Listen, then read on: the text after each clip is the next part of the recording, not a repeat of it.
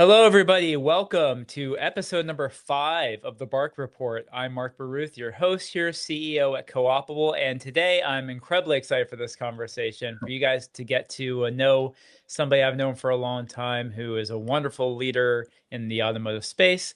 And we're just thrilled today to be joined by Mike Salicco, CEO of On.Page. Mike, how are you doing this morning, sir? Welcome to the show. Oh, I'm doing great, Mark. Thanks for having me. And congratulations, man, on the incredible growth at Co-opable and for the Bark Report. I know there are a lot of folks, man, that were happy to see you doing this again, me included. Thank you, sir. And we have had some incredible guests. So you've got a very high bar here. We've had Noah Lee from Cox Automotive, who's been great. We had Sean Welsh. We had Chad Graves from Reunion Marketing. We just had Dan Gahn from Auto Hub. So 4 great leaders, people I've known in this business for a long time. And I think you're going to slide right in there as our next guy is raising the bar to an even higher level. So we're excited to have you. And let's just jump into it, man, because I've known you, kind of our paths have intertwined through this business as everybody's do for the last 10, 15 years. But for people who don't know you, you've been around the business for a long time. I think how you got into the business is particularly kind of unique and interesting. So let's get the high level. Who is Mike Salicco and how did you end up here? Yeah, great questions, man. And that was a great roster of guests. So I hope to hold my own and live up to those high expectations. But yeah, I think like a lot of people in automotive, Mark, I literally fell into the business. I mean, to be honest, I was in college, had no idea what I wanted to do just yet. So I took a job to pay for my courses, collecting delinquent auto loans. Did not expect that to lead to a career. Successfully paid for college and fell right into a career and have never left, right? I mean, it's one of those things where you start to move up and learn and you just fall in love with it more than anything. So yeah, funny story about me. I mean, it's almost like the tale of 2 careers. I spent the first half of it in automotive finance. So I was a banker right up until 2008. If you remember what was going on in 2008, not a good time. Not the best time to be in banking. No. So unless you were like in foreclosures, that was a great thing for you at that point. But that was probably the department, or I would have needed to go all the way back to collecting loans and repossessing vehicles. But I've advanced significantly since then, becoming a credit analyst, which I thought was crazy. Training was not robust, and I know that's your background or was a part of it, right? Onboarding wasn't great, so I was a college kid going back to my college apartment thinking, I just approved $500,000 in loans today, and I'm not quite sure I know what I'm doing. Got into sales, got into leadership. Like I said, ran well through 2008, and then I sold what I believed were my transferable skills to Cox Automotive, which is where our paths first started to intersect. And spent a good 10 years with them, a variety of executive level roles, learned a ton. Left to run automotive for Gannett. They went through a merger, and I found myself on the data side of the business, becoming the CRO for Client Command for 4 years before moving on here to OnPage.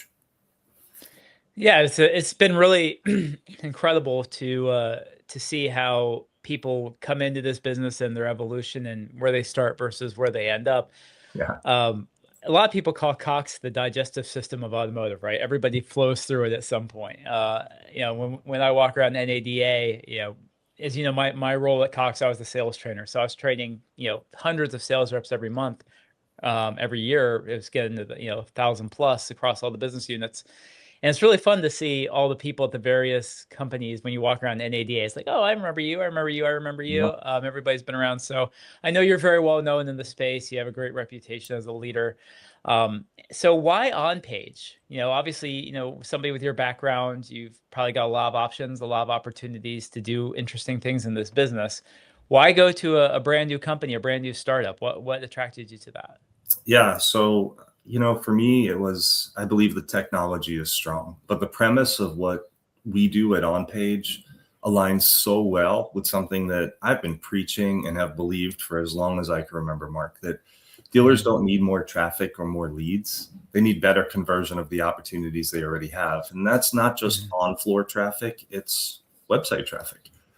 In addition, I fell in love with the build. I mean, there's an excitement that comes with the 0 to 1 that you can't replicate in larger organizations. So I've always been entrepreneurial. And as I took stock of my career, I've worked in public, private, PE-backed, achieved success in all of them. But the ability to leverage my experience and gain knowledge to create something as meaningful as what On.Page can do for the dealer body was almost too good to pass up. So for those people who don't know what On.Page is, which I imagine is a large portion of the viewing audience here, which basically is me and my mom. But for people who don't know, what is On.Page? How does it work? And what makes it different from all the other tools that are out there? Yeah, first off, give yourself more credit than that. You've got more viewers than your mom. About me, and I know a couple of the co-opable folks are watching, so at least we have. That's right. That's because I make them watch, Mike. It's like, get here in the morning, you've got to watch the show and, fill out a report at the end of the day. So, pump up those views a little bit. Absolutely. So On.Page, I mean, it is a technology that is so different. I mean, in 30 years in this industry, Mark, I mentioned the technology's strong, but I had never seen anything like it. And we've worked for, big companies, data warehouses in their own right. I mean, there's a lot of data available in automotive, but one of the big missing gaps is the opportunity that you have to think about all of the eyeballs that you're paying really good money as a dealership to attract to your website. And I think as marketers, what I like to say is we've taught lessons and gotten people really comfortable accepting click-through rates and VDP views as the win, but it's not, right? Who was the person? Why did they leave? So there's a lot of tools out there, which I'm a fan of, to help dealers convert more while the consumer is on the website. But what happens when they left? I've been in this business for a long time, and I know I've never visited a dealer's website just for fun. So you've got this opportunity with all of these in-market shoppers on your website looking for service, looking for sales, and then they just leave without a trace. So On.Page has built technology where we can identify, and I know it's going to sound crazy to believe, but greater than 90% of all visitors to the website at the human level, and re-engage them, giving a dealer a second, third, fourth, fifth opportunity to bring them back to their store and capture the sale, as opposed to them just, disappearing and going wherever they go. That's wild, 90%, because the standard in this business, you and I probably could name all the companies who can say they can do this, but it's typically about 15 to 20% is what, when you get to brass tacks and you really get down to what it is, about 15 to 20% of people can be identified after they leave. So when you've seen dealers that have seen, 90%, how is that different, or how is that, I guess, impacting how they're marketing to those people going forward? And how is it that On.Page is able to do this maybe when everybody else is kind of capping out that 20% number? Yeah. So first, the 15 to 20%, it's really interesting what makes up the 15 to 20, which is the industry standard, right? If you think about it, most of that percentage of people are folks that are either in the CRM or DMS already. So they're already known to the store, revisiting the website. Some of those companies are very reputable and do a great job with that first party data. Others actually take credit, Mark, and I'll talk frank with you because we know each other for so long. They'll take credit for people that visited the website and self-identified. Filled out a form or engaged in a chat, and that becomes part of their 15 to 25%, which is just mind-boggling. Yeah, for sure. Our 90%, as a company, we do only one thing, right? We built technology that allows us to not only de-anonymize 90% of the people with name, address, email, phone, the standard, but we then go out and append FICO score, income range, occupational job title. We understand the pages that were viewed. Think about the power of that for marketing, right? Marketing is not a negative thing for consumers if it's relevant. The ability to understand what they were viewing, who they are, Do they fit the mold of the persona of a dealer's typical customer? And how do we engage with them in the way that they want to be engaged on the channels that they're most likely to see? The opportunity to bring them back is profound, right? And again, that relevancy really matters. I mean, I think about predictive lists that we've used in our industry forever. And the problem, most of those people aren't in market. You're trying to convince them to, but it falls flat. When I get an ad from a company that I'm just not in the market for, it's just a delete. But if it's relevant, I'm after what everybody else is as a consumer, right? I want to find what I'm looking for as fast as I can, build trust with the company that I might do business with, and transact. I want to get in, I want to get out with what I wanted at a fair price. So the relevancy of the marketing really allows us to connect some dots, reduce some friction, and hopefully cause transactions to happen faster. So when that website traffic doesn't convert, because you're right, everybody is so focused on driving people to the website, driving people to the website, driving people to the website. You know, when you and I were both at Cox 10, 12 years ago, it was, the big training, or the big thing that we used to talk about in the early, tens, if you want to call it that, was online to on lot, right? Like how do you get people from your virtual showroom to your physical showroom? And that's back when people used to actually fill out forms Right. or would call in advance of coming. And that number just dwindles and dwindles and dwindles and dwindles as people are a little bit more hesitant to give up their information in the year 2026 maybe than they ever have been before. So when you have people, I think the latest numbers, and you're in this business, so you probably know better than I do, but the latest numbers I've seen is fewer than 5% of people are actually interacting with the dealership at all, right? With a phone call or a form fill or anything like that. So that 95+% of people who are leaving, what's the challenge in engaging with those people? Okay, so now OnPage is able to identify them. What's the challenge with actually engaging them and getting them to come back that second, third, fourth time? Yeah, I think it's, consumers are left to their own devices, right? So there are numerous companies that have emerged recently and a lot of influencers in our space talking about converting more website traffic. And that's testing CTAs, which ones are working, which ones are not, page load speed. I mean, all the things that you would imagine to try to help a consumer find what they're looking for in a clean way, concisely, while they're on the website. But obviously that works in a limited fashion. Right. So engaging them when they leave, what we found and offer, think about shopping cart abandonment. If you were to go to an Amazon type company and you put something in your cart and you X out, all of a sudden you've got this offer for 10% off. Now, I'm not suggesting 10% off for a vehicle. But, if the dealer is willing to provide us with an offer, I mean, we've had incredible growth thus far. I mean, fast and furious, and has exceeded my expectations. But the dealers that are doing the best, and they're all doing well, but the ones that are doing the best are equipping us with an offer that a consumer can't find on the website, similar to a shopping cart abandonment type message. Mm-hmm. Bring them back, right? Again, they're clearly in market. Nobody's visiting your website for fun. They're already familiar with your brand, which makes them perform very similar in fashion to the customers that are in your CRM or your DMS, right? There's a reason why everybody wants to market to your first party data. There's a transactional history. So here we don't have transactional history, but we have two things going for us. They're in market and they're already familiar with your store, right? Mm-hmm. How do we put a carrot in front of them to bring them back? That's compelling. Totally. Now, when you've got dealers who are getting people to the website, but they're not converting at the rate that they want and they're leaving, what do you think it is that is typically causing people to leave websites, not take action if they are interested? Like, what is it about a dealer's website that when you're looking at it, you go, man, you guys could maybe improve this, or you could change that? Like, what is it that you think dealers could be doing better to engage people when they are coming to the sites? Yeah, I think transparency has been a buzzword in our industry for a long time now, right? Consumers are looking for not even the best price at times, but they want to know they got a fair deal.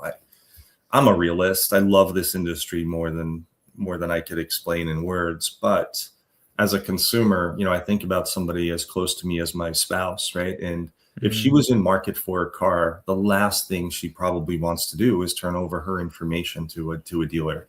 Consumers can remain anonymous a lot longer today because of the amount of information that's out there than they ever could, right? Which is why that percentage you were mentioning before of 5% or even less nowadays is filling out a form or engaging in a chat or Mhm. something where they have to turn over their information.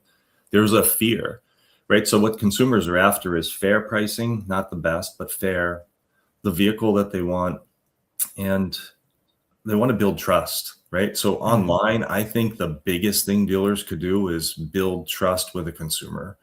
Don't play a lot of games. Don't hide prices. Don't try to bury the lead. Don't make me give you information to get what I want.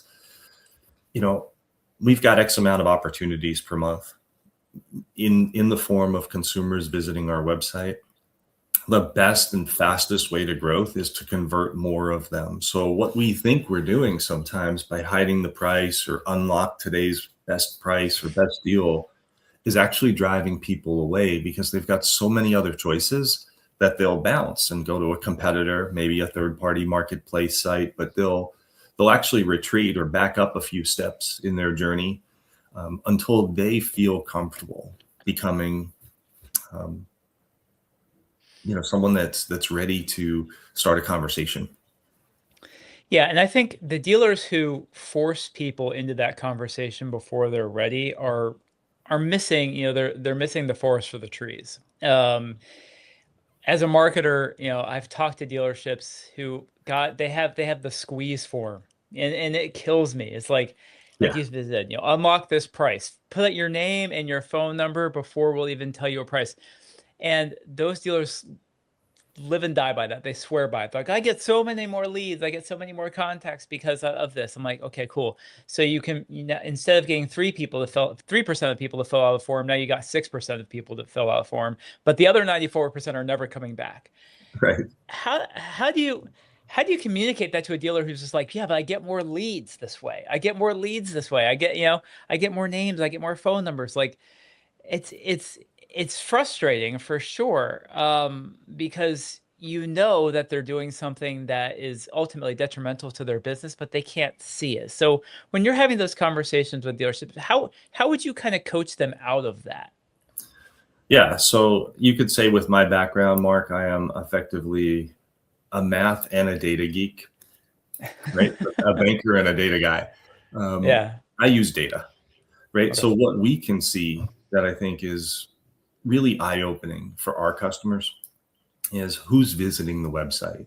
We're spending Mhm. all of this money to draw people to the website, but an eyeball isn't an eyeball. They're not all equal, right? We're Sure. seeing some dealers get customers to the website that are from multi states away, right? And in heavy doses. Those aren't your customers. We're seeing, I saw last week a Mercedes store that had 22% of the visitors to their website with a FICO score below 600. It's a Mercedes store, right? We're celebrating the click-throughs and the website visitor count. But what we can do is understand who's actually behind that, right? What does the makeup of the visitors look like? Where are they from? What's their average FICO? What's their average income? How does that align with people you normally sell cars to? And I think geographic areas do play a part in that. So I don't want to take shots at everybody using those CTAs or those unlock today's best price, because in some major metros that may work effectively. But I think those influencers and those companies out there today that are focused more on the website conversion while a consumer is there, they're testing all of that, right? So they're giving data to guide what's working and what's not. If that call to action isn't working, forget about what you believe as a business person. You've got to let it go. If it is working, keep doing it. So I don't know if there's an easy end all be all answer there, but I would trust the data. It'll shed some light on how effective is the marketing dollars that we're spending to bring quality traffic to the site really. And Mhm. for me to be successful, I need quality traffic to the site, because once they get there, I'm going to nurture them. We're going to market to them one-to-one in a way that's comfortable for a consumer and give us the best shot to bring them back and make them a customer. It's funny that you mentioned that, because I saw on LinkedIn recently, there's been this kind of trend of people trying to find the worst websites they can find for dealers. And I saw one that had 14 CTAs on the VDP. Yeah, I think that was a record. That was a record. And I get why dealers do it, though. I do, because they're like, hey, anything I can do that's going to compel somebody here to give me some information, that's going to give me something I can follow up on, that I can hand to my sales team and say, go get this guy. You know, he took it. This right. one particular website, I think, had 6 different tools where they could value their trade. Like Yeah. what are we doing here, right? So if you could get that information without having to literally squeeze it out of the client, how powerful is that, right? Where you're like, let's have a clean experience. Let's have a very crisp looking website. You know, I always think it's so funny when dealerships go to Google, right? Google is king. Everybody knows this, right? In the website world, Google is king. They go and they look at google.com, which is as clean a website experience as you can find, right? They've taken out Right. the skyscrapers on the side. They've taken out any banner ads and everything. They look at that and go, that's the #1 website in the world. I'm going to make my website completely the opposite of that. I'm going to make it as cluttered and as busy and have as many pop-ups as it can, and as many chats as it can, and as many, windows that they need to close out before they can actually see something. You know, I heard this not that long ago. If you had to guess, Mike, what do you think is the first thing most clients, when they visit, or potential clients do when they visit a dealership's website? What's the first thing they click on, do you think? The first thing that they click on, inventory. It's to close out the chat box. Oh, well, that's actually a good one. Yeah. And that's somewhat the detriment. So if you think about some of those companies I'm talking about, and listen, I'm a fan, right? If conversion of website traffic while consumers are there, Mark, goes from 2% to 2.5%, I've got 97.5% of the other people to work with instead of 98. No big deal, right? I'm a fan, right? Because if they can get it to 2.5 and I can nurture the rest, I can move that to 3, 3.5, and so on, right? Sure. And that's where real magic happens. But the problem with some of those tools that are trying to find these inefficiencies on websites is they add more chatbots and pop-ups. They're following a consumer around blindly, watching their click path and serving them more information while they're there, trying to capture the info before they leave. So if chatbot's the #1 thing, think about how many other times I need to click or X out of something else popping up along the way, and it can get frustrating. Yeah, I mean, and how many of those are you willing to do before you're just like, I'm out? You know, I mean, for most people, I can't be that many before people just get frustrated with the overall experience. I really wish On.Page had existed back like 10 years ago, because I was working with a lot of luxury dealers. I think one of the other times our paths, crossed a little bit was when you were at Gannett and I was at McClatchy. And, we had the Miami Herald as probably our flagship property at that point. So I was spending a lot of time in Miami, which I think is the number 3 or 4 car market in the country. And we had a lot of luxury brands, right? A ton down there. Not even just Mercedes and BMW, but Lamborghini, Ferrari, Pagani, some of these super, super, super high-end brands, Rolls-Royce, Bentley, whatever it was. And the ability to identify those clients would have been incredible, right? Because there's only so many. If you look at a Lamborghini client, even in Florida, even in South Florida, there might be a couple thousand of them total. Yeah. And to be able to get those names and phone numbers would just be so incredible. If I were a luxury dealer, I would sign up for this yesterday, because, your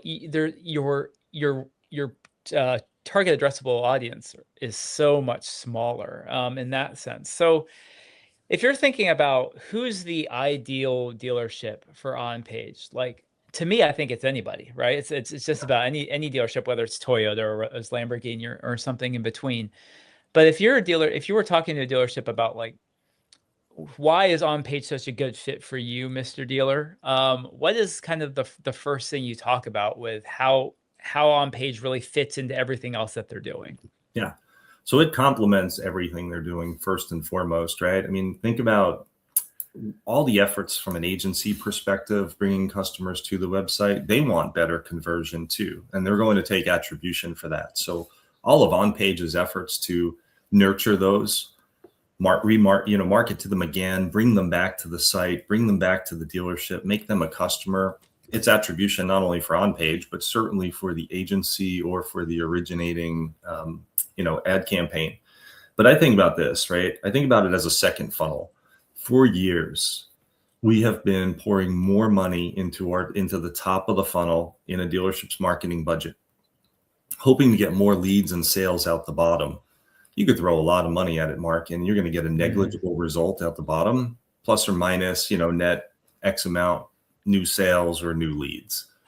What we've created is more of a second funnel, right? I like to ask the question of, hey, when a customer comes to the website and leaves, where did they go? And nobody can answer the question. We can now.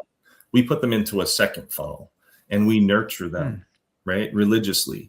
Every lead and sale we get out of that second funnel that our dealer owns, right? We're putting them into a second funnel that you own. Every lead and sale that we get out of that second funnel is truly additive to all of the efforts that you're doing in the first funnel. And I think that's where real growth is hiding right now. It's right there for us to take. It's on our website. They want to transact with you. We just have to give them a reason, and a compelling one at that. Build some trust, bring them back. Again, we know they're in market and they've got familiarity with your store already. Let's make them a customer. So that's an interesting visual. As I'm thinking through that, we, on the co-opable side of things, when we're talking to dealerships and we're looking at their ad spends and their marketing budgets, because we have full visibility into all of that. A lot of times we'll go to dealerships at the end of the month and say, hey, you've got $6,000, $7,000, $10,000 of co-op that's remaining. You've probably got to spend this in the next week or so. What would you like to do? Right.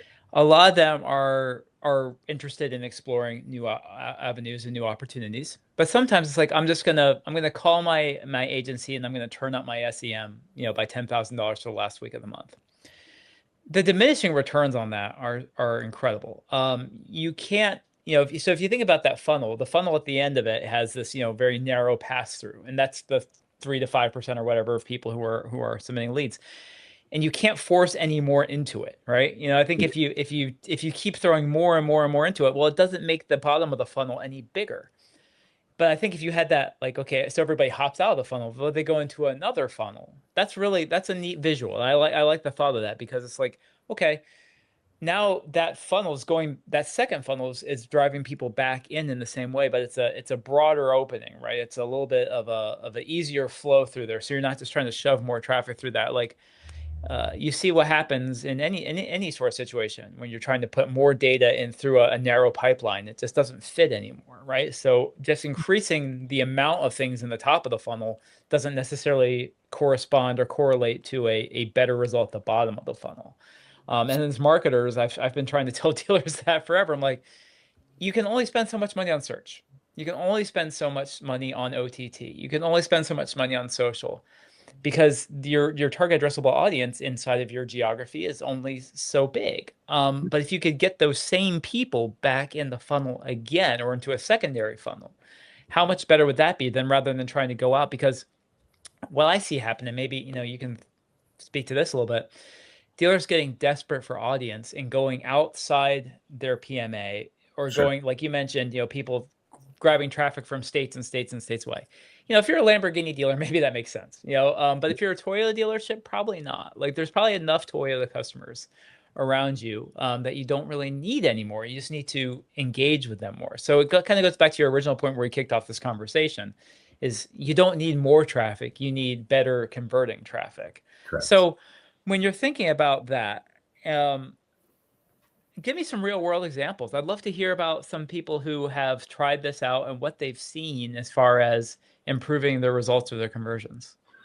Yeah, I'll go high level first, and then I'll bring it back. One of the first things I did when I started, Mark, is any active customers, I consolidated them all and aggregated their search results and their PMAX results and their results on Meta.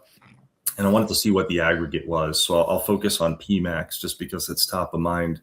The conversion rate, 3.41. pretty decent. Okay. Pretty To good. your Yeah. point, I mean, throw another $10,000 at the end of the month of expiring funds, and what's that going to produce? 3.45. I mean, negligible. So I said, okay, well, I want to do this apples to apples. So same amount of time, we bought a predictive list. We uploaded that to PMax on behalf of these dealers, set up a separate campaign on our own dime, 2.58-ish. Not bad. Pretty respectable considering some of those people aren't even in market. Then I took only data we accumulated from On.Page and uploaded that to PMax. Buddy, 12.77. Oh. So I have the luxury of working with the best of Google's data, the people that they were successful in driving to the website and nurturing those. 12.77 in an industry starved for leads and net new sales. It's incredible.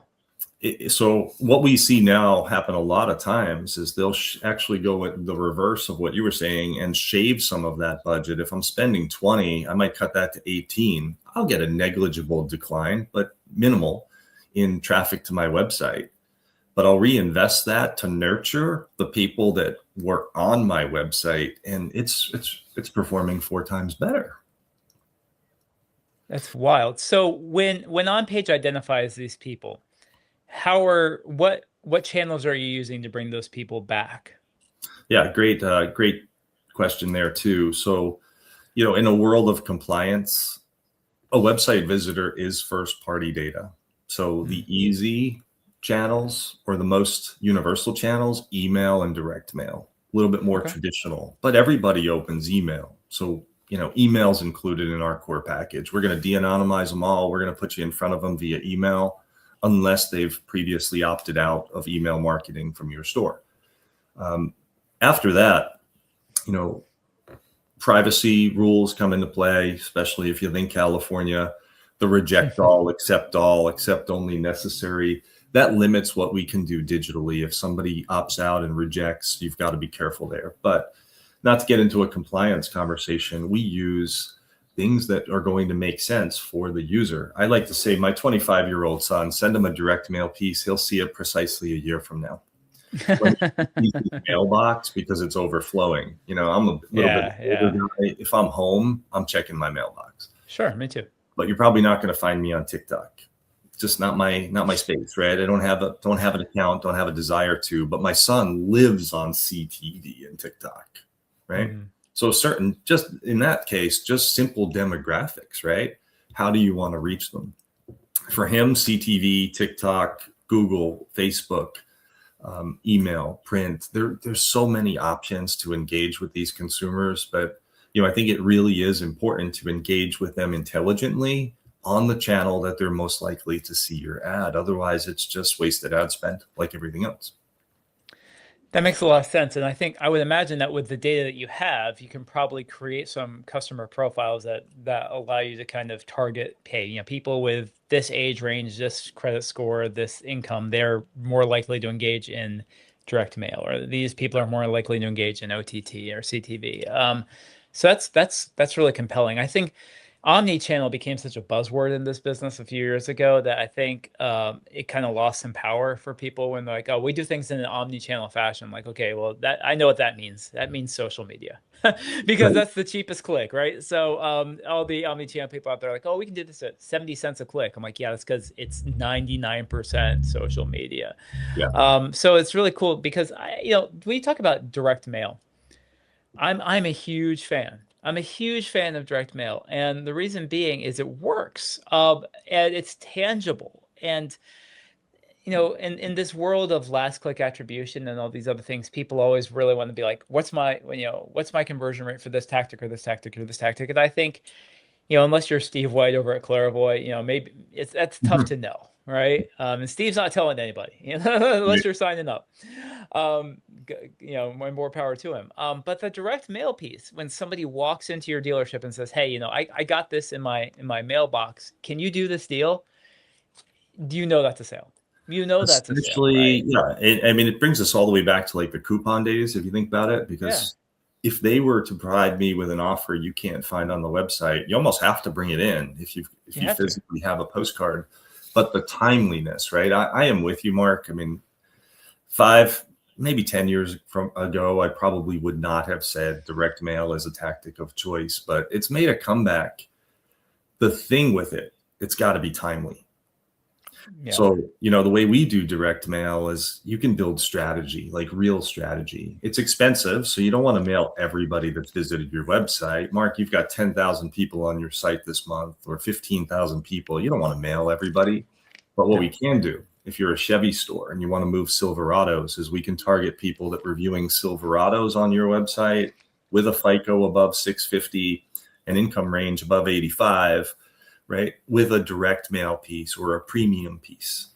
But that postcard, by design, it's going to hit their mailbox tomorrow. Like, we do this in small batch, next Wild. day. Like, it's got to be timely. You can't wait a whole month to aggregate that data and do a mass blast. Some of these people's journeys have completed, right? So timeliness is really important with direct mail. I think COVID accelerated everybody's buying cycle so much, and it's just kind of stayed that way. And I don't know if marketing has caught up to that in a lot of ways. And so that's incredible and that's impressive. And sidebar, for those of you who don't know, direct mail is 100% co-opable with just about every single OEM out there. So is email. If you're thinking, so my tactics of choice, right? Yes, exactly. So if you're working with On.Page, you should probably also work with co-opable too. Just saying. But anyway, I let people come on here and pitch for 40 minutes. You gotta get one pitch from me for 30 seconds. So so I think that's really a fascinating point. So you're doing these small batch direct mails and getting them out to people. They're bringing them in. They're converting. It's so exciting. If I were a dealership, I would sign up for this yesterday. But I think the interesting thing is, if I'm sitting there as a dealer, I'm not sure I know how to evaluate this. Right. That's, because it's so different from everything else. And there are a lot of other people out there kind of overstating and overclaiming what they can do from a de-anonymization standpoint. So let's say you're, Joe Schmo dealer, you've been burned by one of these folks before who claimed they could get you 90%, but they really got you like 15 or 20%, as everybody says. How should they evaluate On.Page if they sign up? What should they be looking at, and how would they know if it's working or not? Yeah, it's a great question, and one we deal with all the time, because most dealers have used a company that has promised the world, right, and hasn't delivered. So there's a lot of skepticism in our Sure. business, and rightfully so. I tell dealers, man, read the fine print. I mean, I will never talk bad about a competitor. Most of the companies that do some level of identity resolution or de-anonymization also do 7 other things, and they do them well. CDP, full-on marketing campaigns as an agency, sell data, whatever it is. We only do one thing. But in their fine print, I mean, they're professional salespeople. We've got some of the best people in our industry, right? They try to make it sound bigger than it is. So I'll never talk bad about them, but if you go to their website and really read what they're saying about their product, they'll tell you what they do. And it's going to come back to the 15 to 20%. So for us, how do you evaluate it? It's an interesting one, because I can get DMS integration, Mark, and I could almost show attribution for every sale a dealer makes, because, well, who buys a car that doesn't visit the dealer's website? Yeah, you could claim all of it. So you've got to come up with different ways. For us, what we're seeing is in month 1, 2, and 3, there's a significant lift in leads and sales. And then it becomes about maintenance, right? I mean, what I look forward to is, you're my dealer customer, and you're doing 140 cars a month, and through 3 months we're clicking 160, 170. 15 months from now, I want to sit down with you and say, hey, Mark, remember when we started this and you were at 140? We haven't been below 158 or whatever. And that was a bad month, right? In 15 months. So not only are we selling more cars, but we're doing it consistently, or your store is doing it consistently, because we are converting more of those real opportunities that are on the website. The trick bag is, 140 becomes 160, becomes 175. That can't perpetually continue. I mean, the dealers, they wouldn't even have enough inventory for me to make that 200, 250, 280. So it can't just be a sales game. It's got to be a find those hidden sales that exist on your website and capture them consistently, month in, month out, and set a new high and then maintain it. That's awesome. I would think that if I were a dealer, I would just see these, especially if it's direct mail and email, I would see the mail pieces walking in. I worked for Automotive Mastermind for a couple of years, and I love Mastermind. I think it's one of the best techs out there. And at the end of the day, though, Mastermind kind of a direct mail company. In a lot of ways, like, it's an equity mining tool, it's a data, tool, but at the end of the day, kind of a direct mail company because people are walking in. And when I would walk into dealerships when I was a Mastermind, that was the first thing every general manager would say to me. He's like, I got another 3 mail pieces on my desk yesterday, right? And it's visual and it's tangible, and they're like, I can see it, I can feel it, I can touch it, I know it's working. And I would imagine with On.Page, you'll see a lot of that too, right? Where people are just walking in with like they didn't submit a lead, right? They didn't they didn't call the dealership, but they visited the website, they got re-engaged via a direct mail or an email piece, and they brought it in and they talked to somebody about it. I think that's really, really powerful. So much there, right? Automotive Mastermind is a great company, and they're just one of many that focuses on that first party data, right? That we talked about before, because it's easiest to convert. There's transactional history. Unless a consumer had a bad experience, you're likely to get them back. So we actually go the opposite direction. When we talk about attribution, Mark, we suppress first party data. If a repeat customer in a dealer's database visits the website, they've got that handled already, right? If they've got a CDP, they're marketing to themselves internally, and they've got all of these other vendors that are already interacting with their first party data. I don't touch it unless they ask me to. We're going after truly the people that were on your website. You don't know who they are. They haven't done business with you before. That's our target market. So it really plays to the attribution too, where I'm not going after the lowest hanging fruit, your repeat customers. I'm only going after the ones that are in market, anonymous to you, the would-be customers, right? That's what I'm after, because I want to help you grow, not just retain or build loyalty. I want to help you grow with net new customers. Mike, that might have been the coolest thing you've said this whole time, because thanks, man. I try to be cool. I think every agency I've ever worked for, and I've worked for a lot, or any company I've ever worked for, they're gonna try to claim every sale, right? They're gonna try to claim the first party sales. There is the story every dealer has about the agency or the third party vendor who tried to claim his wife's car sale. Like, Yeah. I mean, like Susie, that's us. I'm like, no, that's my wife. Like, you don't get credit for that one. But every agency does it. Every third party does it. Of course. So for On.Page to be that confident to say we don't even need to claim your first party, like we'll suppress that. We're gonna take the net new business. That's a really brave claim to make, and that's very cool. But we'll definitely clip that one for the YouTube shorts. That'll be on there. All right, we got just a few minutes left. And so we've talked about On.Page a lot today. And honestly, I probably didn't even plan to talk about On.Page that much, but it's just such a cool thing that I'm excited to talk about it. I want to talk a little bit more about you and your leadership style and your leadership philosophy. For those of you who don't know, and I've known you for a long time, and I didn't know this, Mike, until I was researching you this week to talk about you, is that you wrote a book on leadership. I did. And modern day leadership, back in 2019. And I actually listened to a podcast you did with Forbes, talking about that. And I think I filled up 5 pages worth of notes, as somebody who's trying to lead a young company as I am right now. There's so much regurgitation and so much similarity in leadership philosophies out there. And, I think everything kind of goes back to 7 Habits of Highly Effective People, or First Break All the Rules. Kind of some of these books that are just the in the stratosphere of leadership when it comes to some of these things. But I thought some of your principles were really cool. So in the time that we have left, I would love to know what inspired you to write that book first and foremost, and then let's just start there. Yeah, where did you come up with the idea to start putting pen to paper on this stuff? Yeah, so that one's an interesting one that I'm going to have to try to compress here for you, but I always wanted to write a book in the sense, but not for the typical reasons. I didn't want to become an author. You don't make a lot of money on, on writing a book.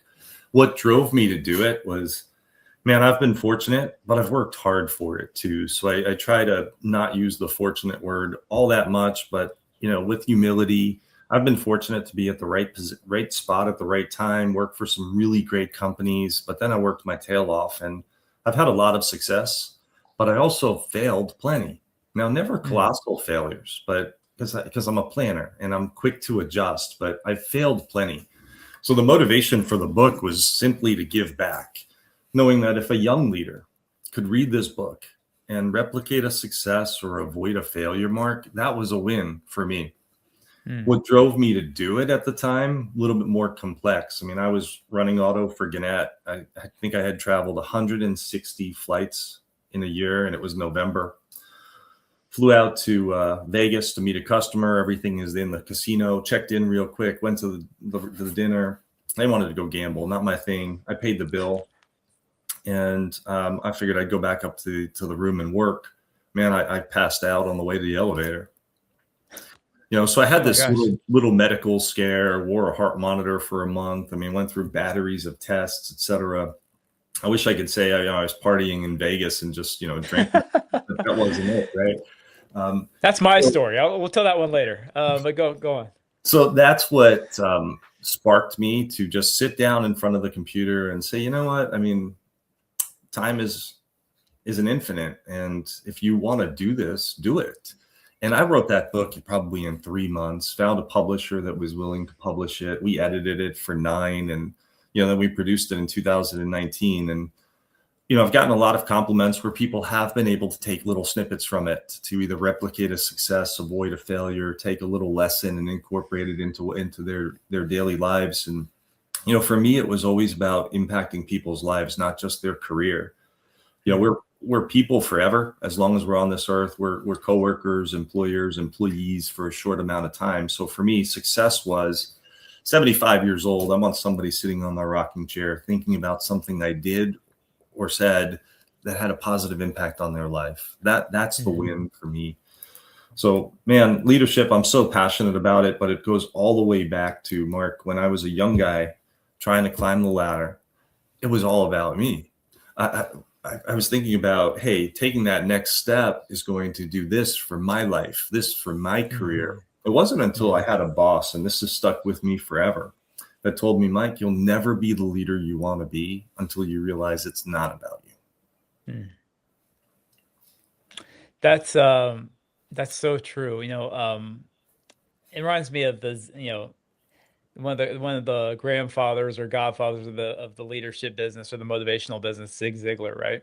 It says you'll never get what you want until you help everybody around you get what they want. And I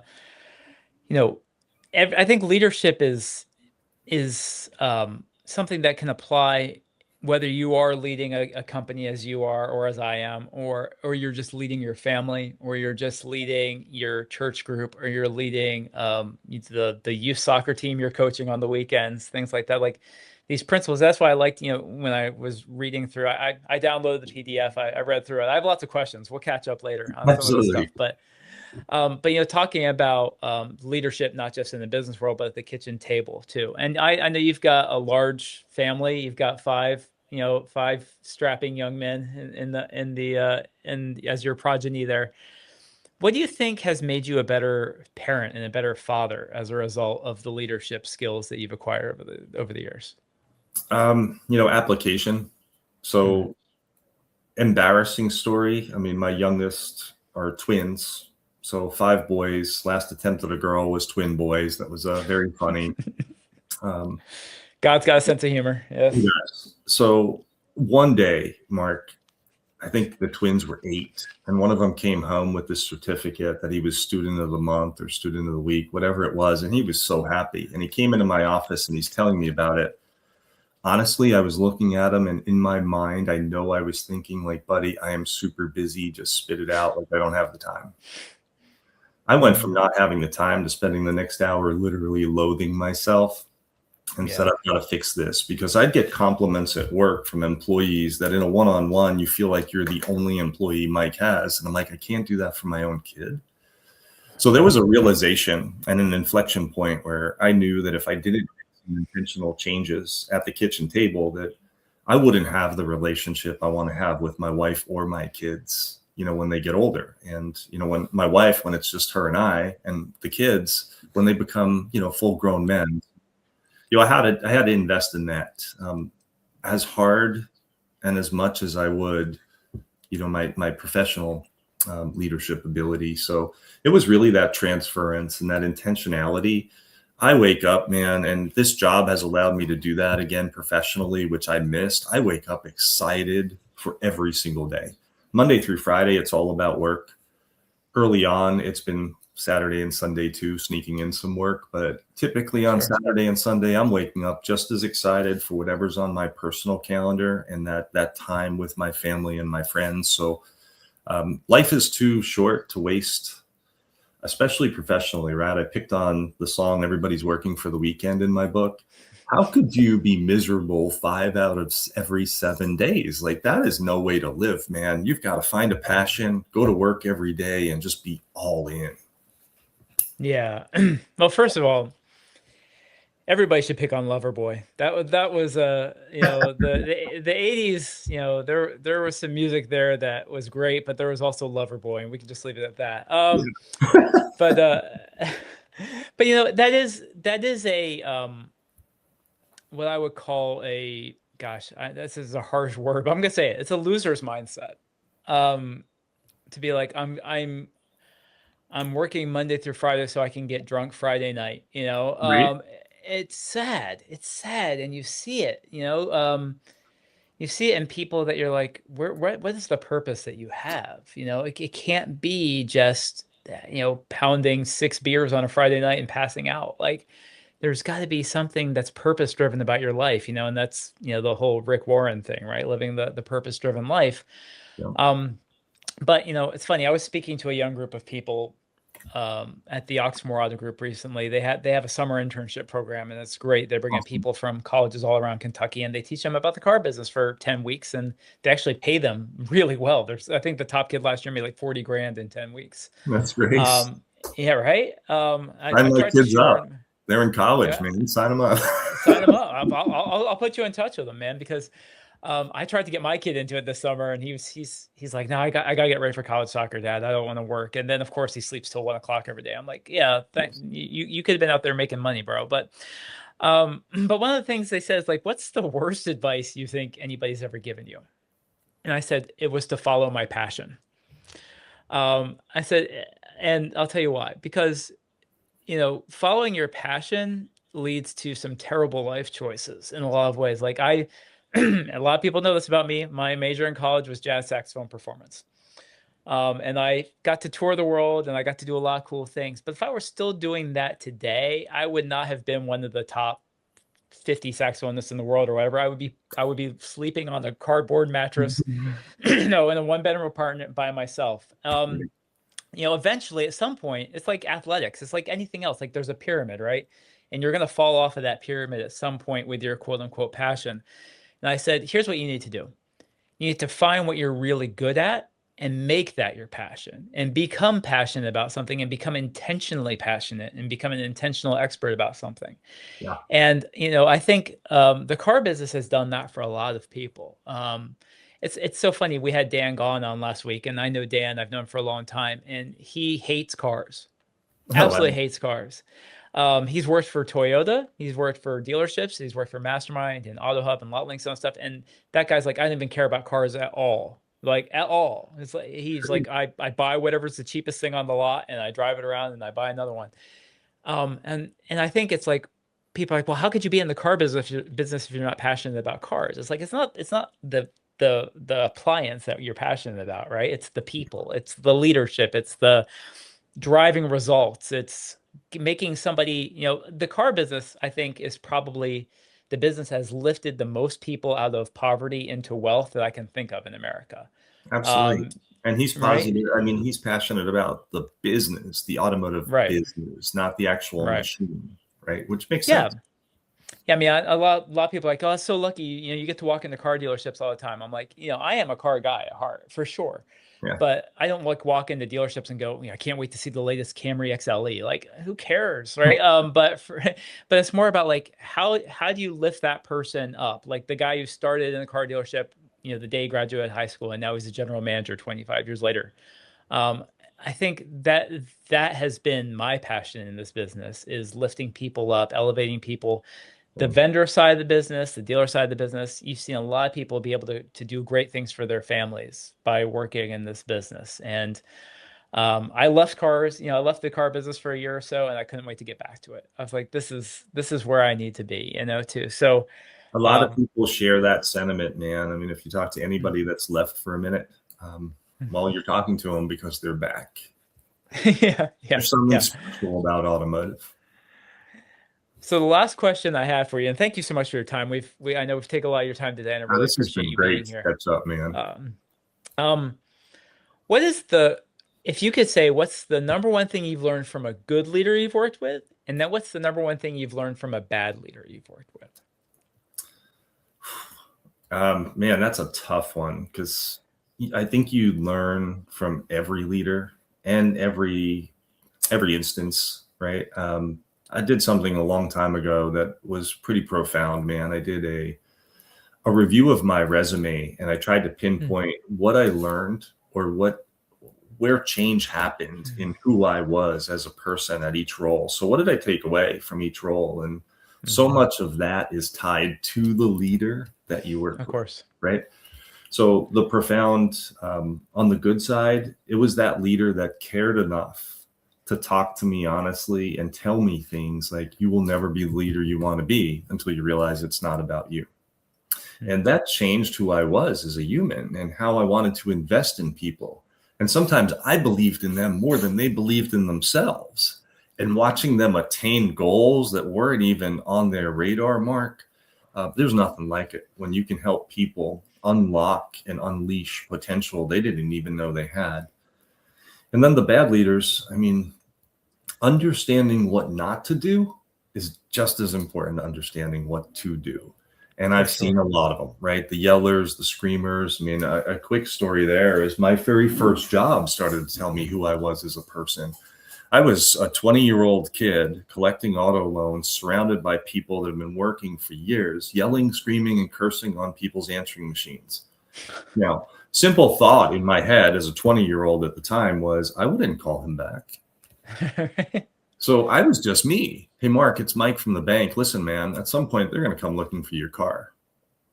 Give me a call so I can help you. And I started collecting more delinquent loans than anybody else in that office, which thrust me into that role I was joking about before as a credit analyst and approving loans as a 21-year-old now, right? Which is crazy. Wow. But I think, you learn a lot from those people. Everybody's got their own personality, their own style. I'm not a yeller. I'm not a screamer. I will hire or fire you in the same tone of voice that I am now, because at the end of the day, we're humans first. And I'm going to give you that respect.